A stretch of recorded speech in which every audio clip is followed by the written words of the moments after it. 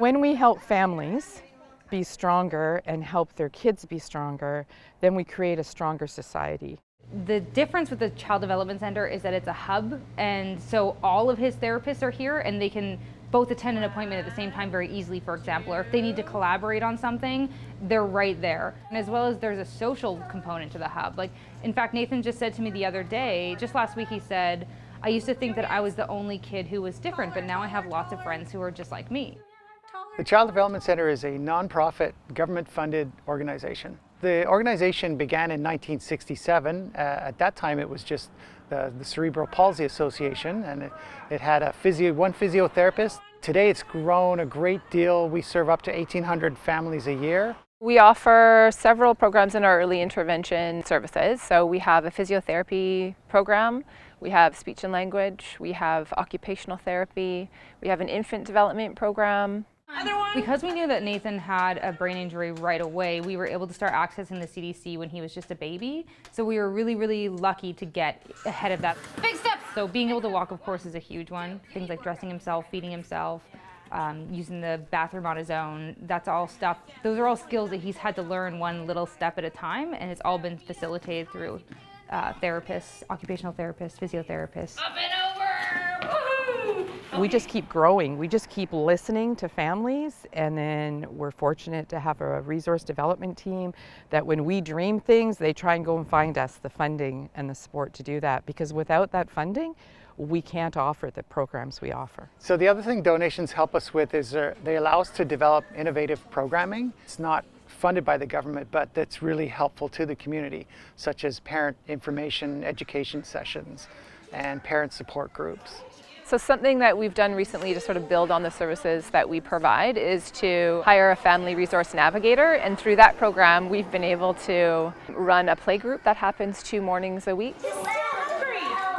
What's next? In order for us to really meet the needs of families, we need volunteers to help with our child minding. We need volunteers to help with our play groups. A lot of our events that are fundraisers also need volunteers.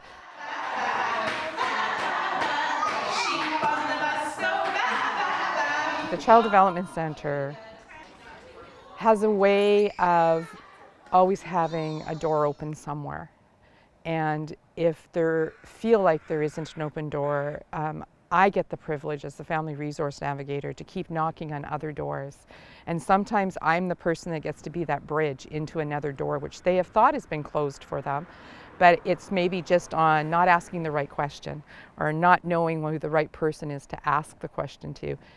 Us being able to help that is opening doors for families wherever they're at. 3, 4. We first noticed that something was off with Cypress around 7 to 8 months when she started crawling and being a little more mobile. Her left foot always was in a tiptoe position. Flat feet. We kept getting told from other people like, oh, it's normal, it's normal. We seeked out other resources, but nobody really took it seriously, I feel like. I was getting told by our medical doctor that it's fine, just ignore it. And that didn't sit well with me. Ready, set, go. Mom at Strong Start told me that I can self-refer to the CDC. She's got great strength in the ability to pull her toes up. And I phoned, and it just was amazing. We got in right away. Our intake was done immediately. It was a huge relief to come here and finally have people listening to us, taking us seriously and actually really looking into it with very, very skilled people. Yeah, Scarecrow, that's right. We've got services that help children be able to attend, children with extra needs be able to attend integrated preschool or daycare. We went to Children's Hospital and we knew something wasn't quite right. And he was diagnosed with epilepsy, and it was a pretty big shock for us. It was a huge shock, actually. The daycare centers didn't have enough staff or weren't able to staff just to be able to look after him. So they kind of augmented his care by having someone there each day that Jake was there. For us as parents, for our concerns, we both work. We really were put to rest knowing that there was going to be someone in addition there to help with Jake, integration, helping him interact with other kids, all kinds of stuff that made his experience a lot more positive and supported there. The CDC really set us up with this really strong framework to get him through the early years. The CDC is a publicly funded organization, so all the services are free. The government funds us to be able to provide this service for the public. The majority of the funding, it pays for the wages and benefits of the employees, and so that covers probably 80–90% of the funding goes to pay for those things. And then therefore we really rely on fundraising for things like equipment, specialized equipment that we need for the physiotherapists and occupational therapists. The equipment can be very expensive.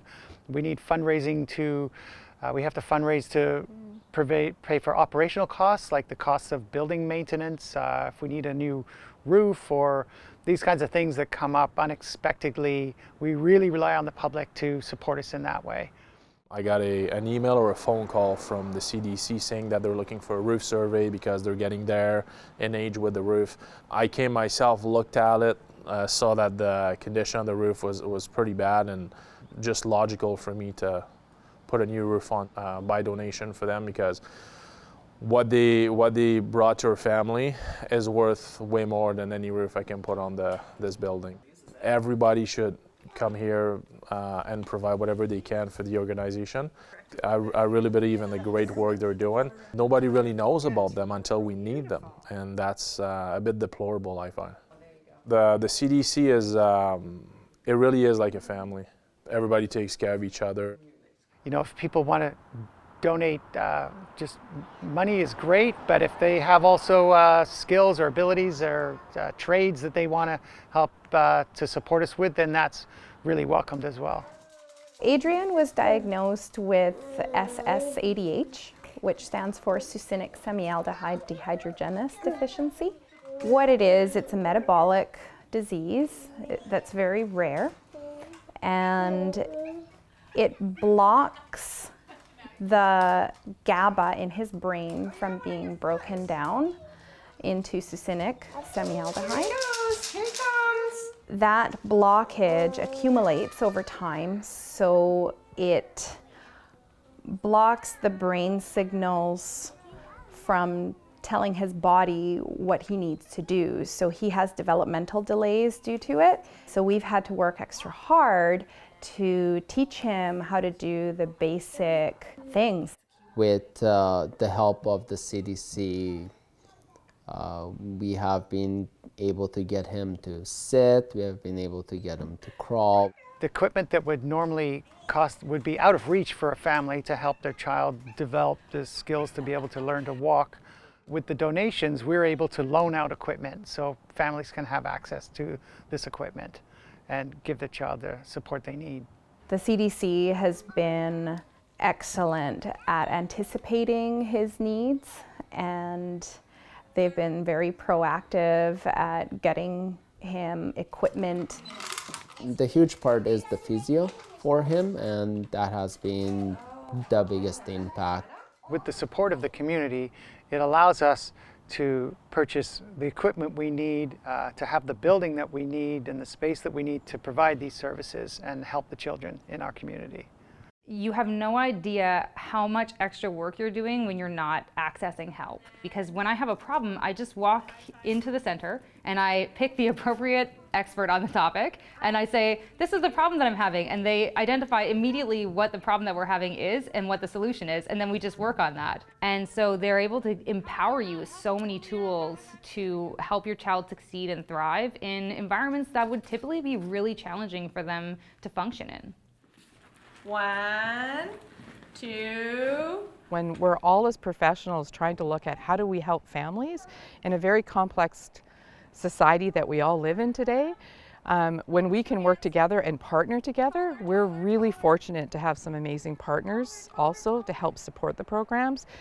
If we can build that partnership, professionals are learning, families are learning, the kids are the ones that are going to gain the benefit, and they're going to be a stronger adult and a stronger society, citizen within our society. So it's all looped in a big circle.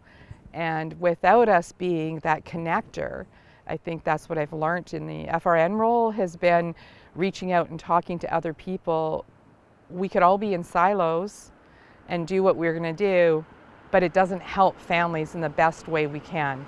And so by creating that community where we're all networking and we're all talking and we're all working together, I just see great things happening for families and kids when they come to Nanaimo and feel like it's okay, I'm going to be okay. And if a parent feels like they're going to be okay, the child's going to be even better. So we have to work together.